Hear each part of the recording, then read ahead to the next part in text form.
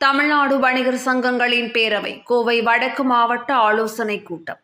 Corporate வர்த்தக அதிகரிப்பால் மீண்டும் ஒரு சுதந்திர போர் வர வாய்ப்புள்ளதாகவும், மத்திய மாநில அரசுகள் உள்நாட்டு உற்பத்தியை ஊக்குவித்தால் மட்டுமே வணிகர்கள் நலன் காக்கப்படும் என தமிழ்நாடு வணிகர் சங்கங்களின் பேரவைத் தலைவர் டைமண்ட் ராஜா கோவையில் தெரிவித்துள்ளார். தமிழ்நாடு வணிகர் சங்கங்களின் பேரவை கோவை வடக்கு மாவட்டம் சார்பாக ஆலோசனைக் கூட்டம் டாடாபாத் பகுதியில் உள்ள தனியார் ஹோட்டல் அரங்கில் நடைபெற்றது. கோவை மாவட்ட தலைவர் கோவை மகேந்திரன் தலைமையில் நடைபெற்ற இதில் மாநில பொதுச் செயலாளர் ராகவேந்திரமணி, மாநில பொருளாளர் ஹரிகிருஷ்ணன் ஆகியோர் முன்னிலை வகித்தனர். மாவட்ட ஒருங்கிணைப்பாளர் மாஸ்டர் சீமான் அனைவரையும் வரவேற்று பேசினார். மாவட்ட மகளிர் அணி தலைவி ரேவதி பீட்டர் நிகழ்ச்சியை தொகுத்து வழங்கினார். தலைமை விருந்தினராக தமிழ்நாடு வணிகர் சங்கங்களின் பேரவைத் தலைவர் டைமண்ட் ராஜா வெள்ளையன் கலந்து கொண்டு மாநில, மாவட்ட கிளைச்சங்க நிர்வாகிகளிடையே ஆலோசனை மேற்கொண்டார். அப்போது வரும் மே 5ஆம் தேதி சென்னையில் நடைபெறவுள்ள 42வது மாநாட்டில் தமிழ்நாடு முழுவதும் உள்ள வணிகர்கள் திரளாக கலந்து கொண்டு மாநாட்டை சிறப்பாக நடத்துவது குறித்து ஆலோசனை நடைபெற்றது. முன்னதாக செய்தியாளர்களிடம் பேசிய தமிழ்நாடு வணிகர் சங்கங்களின் பேரவைத் தலைவர் டைமண்ட் ராஜா, தற்போது வணிகர்கள் மீது சுமத்தியுள்ள வரிசுமையை அரசு திரும்பப் பெற்று பழைய நடைமுறையை கொண்டு வர வேண்டும் என்றும், சிறு வணிகர்களின் வியாபாரத்தை பாதித்து வரும் கார்ப்பரேட் வர்த்தகத்தால் மீண்டும் ஒரு சுதந்திர போர் வர வாய்ப்புள்ளதாகவும், மத்திய மாநில அரசுகள் உள்நாட்டு உற்பத்தியை ஊக்குவிக்க முன்வர வேண்டும் என்றும், டாஸ்மாக் மதுக்கடைகளில் விற்பனை நேரத்தை குறைத்து மது வாங்குபவர்களுக்கு ஆதார் அட்டை கட்டாயம் என அறிவிக்க வேண்டும் என்றும், பல இடங்களில் நடைபெறும் சில சந்தைகளால் அரசுக்கு வரி மற்றும் கட்டிடத்திற்கு வாடகை, மின் கட்டணம் போன்றவற்றை முறையாக செலுத்தும் வணிகர்கள் பாதிக்கப்படுவதாகவும், இந்த சந்தைகளை முறைப்படுத்த வேண்டும் எனவும் கேட்டுக்கொண்டார். இந்த ஆலோசனைக் கூட்டத்தில் மாநில இணைச் செயலாளர் செல்வகுமார், மாவட்ட செயலாளர் காமராஜ், மாவட்ட பொருளாளர் சண்முகம், மாவட்ட துணைத் தலைவர்கள் ஓட்டர் ராஜா, நவநீதகுமார், மாவட்ட துணைச் செயலாளர் ஈஸ்வரன், இளைஞர் அணி மாவட்ட தலைவர் தேனி பிரவீன், வடக்கு மாவட்ட car dealer association Manikandan, Rathnapuri வணிகர்கள் சங்க தலைவர் கோபாலகிருஷ்ணன், செயலாளர் தனசேகரன், பொருளாளர் ஜெயசீலன் உள்பட கோவை வடக்கு மாவட்டத்தைச் சேர்ந்த 100க்கும் மேற்பட்ட வணிகர்கள் திரளாக கலந்து கொண்டனர். மே 5 வணிகர் தின மாநாடு, 42வது மாநாடு, வணிகம் காக்கும் வெள்ளையன் இளைய தலைமுறை எழுச்சி மாநாடு என்று வருகின்ற மே 5 அன்று சென்னையிலே பச்சையப்பன் பூந்தமல்லி நெடுஞ்சாலையில் உள்ள பச்சையப்பன் கல்லூரி எதிரே சென்ட் ஜார்ஜ் மேல்நிலை பள்ளியில் நடக்க இருக்கின்றது. அதற்கு உறுதுணையாக எங்கள் பேரவையின் மாநில பொதுச் செயலாளர் அண்ணன் ராகவேந்திரா மணி அவர்களும், மாநில பொருளாளர் எங்களுக்கு வழிகாட்டியுமான அருமை அண்ணன் ஹரிகிருஷ்ணன் அவர்களும் மற்றும் மாவட்ட தலைவர்கள், மாநில நிர்வாகிகள், மாவட்ட சங்கத்தினுடைய நிர்வாகிகள் மற்றும் கிளைச்சங்க நிர்வாகிகள் அத்தனை பேரும் எங்களுக்கு ஆதரவாக இருக்கின்றார்கள். இப்போது இந்த நேரத்திலே கோவை வடக்கு பகுதியிலே மாநாட்டிற்கான ஆலோசனை கூட்டம் மிக சிறப்பாக நடைபெற்றுக் கொண்டிருக்கிறது.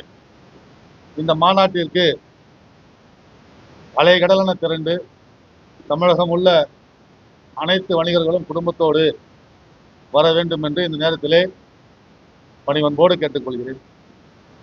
ஏனென்றால் எங்களது தலைவர், வணிக கடவுள், சுதேசி நாயகன், எனது தந்தை ஐயா வெள்ளையன் அவர்கள் மறைந்து ஓராண்டு காலம் ஆகவில்லை, 6 மாதங்கள் தான் ஆகின்றது. ஆகவே இந்த மாநாடு எங்களது மறைந்த தலைவர் அவர்களுக்கு ஒரு அஞ்சலி செலுத்தும் வகையிலும், அவருடைய திருவுருவப்படம் மிக சிறப்பாக அனைத்து வணிகர்கள் முன்னிலையிலும் அந்த படத்தினை திறந்து வைக்கின்றோம்.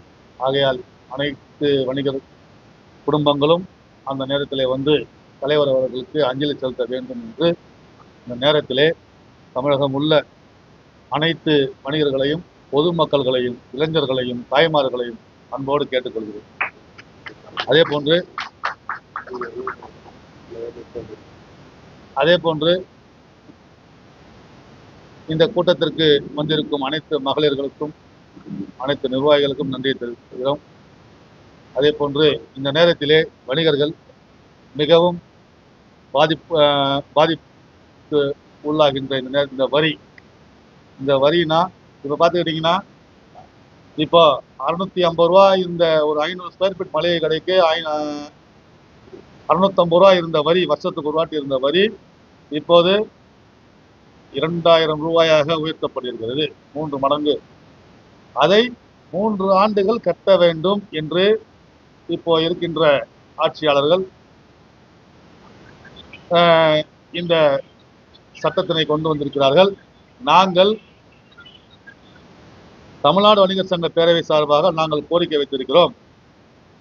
இது 3 ஆண்டுகள் கட்ட முடியாது.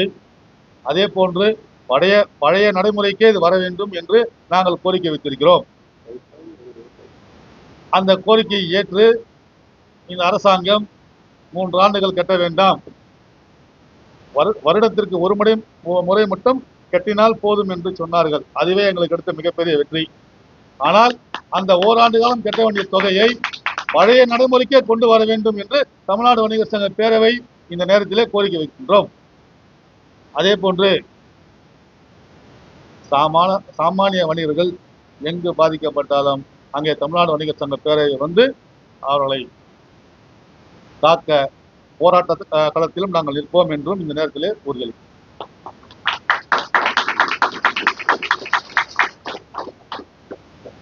அதே போன்று இந்த ஏகபோக சக்திகள் இப்போ பார்த்துக்கிட்டீங்கன்னா வால்மார்ட்டை எதிர்த்து நாங்கள் தான் முதல்ல ஆர்ப்பாட்டம் பண்ணோங்க. ஏன்னா இந்த பிளிப்கார்ட் மூலிமா இந்த வால்மார்ட்டை எதிர்த்து நாங்கள் போராட்டம் நடத்திய போது அவர்கள் நாங்கள் வரமாட்டோம்னு சொல்லி உறுதி கொடுத்தாங்க. அதுக்கப்புறம் இந்த பிளிப்கார்ட் மூலிமா உள்ள வந்தாங்க. இப்போ பார்த்துக்கிட்டிங்கன்னா இந்த டிமார்ட்டை அது மத்திய அரசாங்கமாக இருக்கட்டும், மாநில அரசாங்கமாக இருக்கட்டும், சிறு வணிகர்கள் எப்படி போனாலும் பரவாயில்ல, பெரும் முதலாளிகள், வெளிநாட்டு ஏகபோக சக்திகள் உள்ள வரணும். ஏன்னா வெள்ளக்காரன் வந்து வியாபாரம் பண்றதுக்கு தான் இந்த நாட்டுக்குள்ள வந்தாங்க, வந்து நாட்டை வந்து கைப்பற்றினாங்க. அப்போ இந்த காந்தியடிகள் என்ன சொன்னாங்கன்னா, ஐயா நம்ம வந்து அந்நிய பொருட்களை தீயிட்டு கொளுத்தணும், அந்நிய பொருட்களை வாங்கக்கூடாது, உள்நாட்டு தயாரிப்புகளை தான் நம்ம வாங்கணும், வெளிநாட்டு ஏகபோக சக்திகளுடைய பொருட்களை தீயிட்டு கொளுத்தணும் அப்படின்னு காந்தியடிகள் சொன்னாங்க. ஆனா மீண்டும் ஒரு சுதந்திர போர் நம்ம கையில இருக்கக்கூடிய சூழ்நிலை இந்த நேரத்தில் உருவாகுதுங்க. நம்ம மறைஞ்ச தலைவர் அப்பப்போ சொல்லுவாங்க, மீண்டும் ஒரு சுதந்திர போர் அப்படின்னுவாங்க. நிச்சயமா அது நடக்கும். அந்த சுதந்திர போராட்டத்தை நிச்சயமாக தமிழ்நாடு வணிகர் சங்க பேரவை தான் அதையும் வழிநடத்தி இந்த நாட்டிற்கு சுதந்திரம் கற்றுத்தர முடியும் அப்படின்றது இந்த நேரத்தை தெரிவித்துக் கொள்கிறேன். நாங்கள்லாம் போராளிகள். ஒரு வெள்ளையன் மறைவுக்கு பிறகு நாங்க அத்தனை பேரும் வெள்ளையன் தான். அதனால எங்களை யாரும்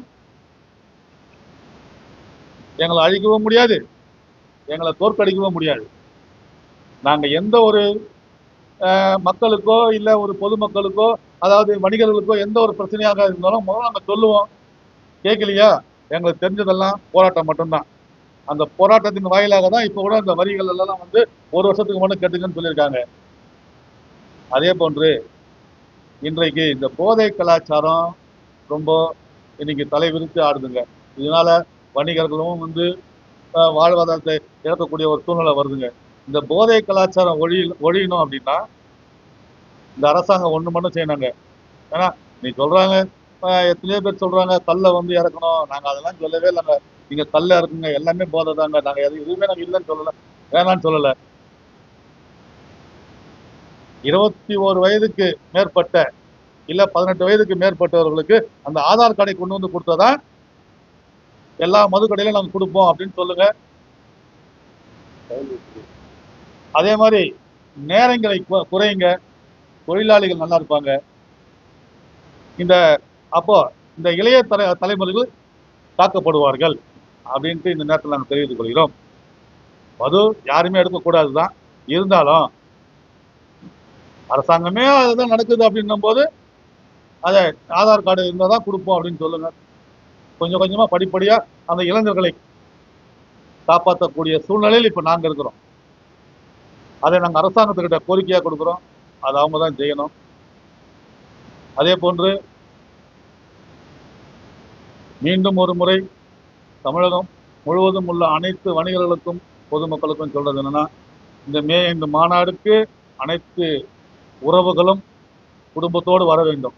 ஏன்னா இன்னைக்கு நம்ம எல்லாம் சாமானிய வணிகர்கள் நிம்மதியா பெருமூச்சு விட்டு நம்ம வியாபாரம் பண்ணணும். அதுக்கு காரணம் ஐயா வெள்ளையன் அவர்கள் தான். இன்னைக்கு எத்தனையோ அரசியல் கட்சிகள் இருந்தாலும், எத்தனையோ வணிகர் சங்கம் இருந்தாலும், அதற்கெல்லாம் முன்னோடி தமிழ்நாடு வணிகர் சங்க பேரவை தான். இன்னைக்கு 6750 கிளைச்சங்கள் வைத்திருக்க ஒரே அமைப்பு எதுனா நம்ம அமைப்பு தான். ஆகையால் அனைத்து உறவுகளும் இந்த மாநாட்டுக்கு கலந்துக்கணும்.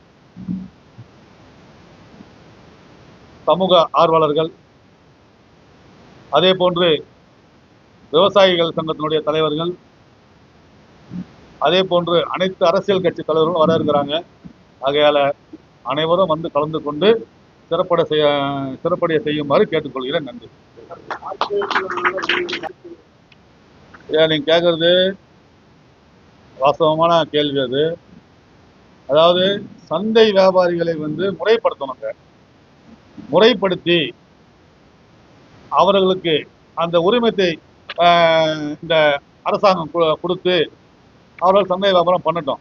இந்த முறை இல்லாம அவர்கள் இந்த சந்தை வியாபாரங்கள் பண்ணும்போது, வாரத்துக்கு 3 வாட்டி அவங்க முறை இல்லாம பண்ணும்போது, இதுல வரி கட்டி, கரண்ட் பில்லு கட்டி, கடைக்கு வாடகை கொடுத்து நடத்தக்கூடிய சாமானிய வணிகர்கள் இதனால பாதிக்கப்படுறாங்க.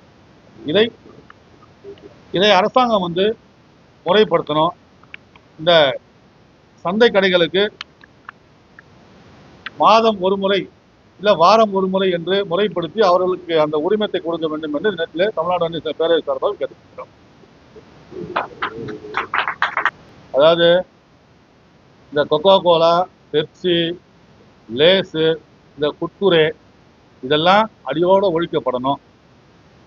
ஏன்னா இதையெல்லாம் நம்ம பருகுனா பெண்களுக்கு மலட்டுத்தன்மையும்,